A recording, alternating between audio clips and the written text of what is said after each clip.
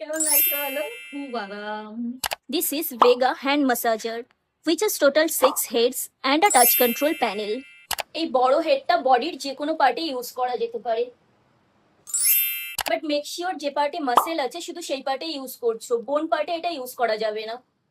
দেন এই bullet হেডটা use করা যেতে পারে এরকম পায়ের নিচে। এই ফ্ল্যাট হেডটা হচ্ছে গিয়ে জয়েন্টস এরিয়ার জন্য বেস্ট, তো এটা ইউজ করা যেতে পারে এই হাঁটুর সাইডগুলোতে। এছাড়া আছে একটা ইউ হেড আর একটা থাম্ব হেড।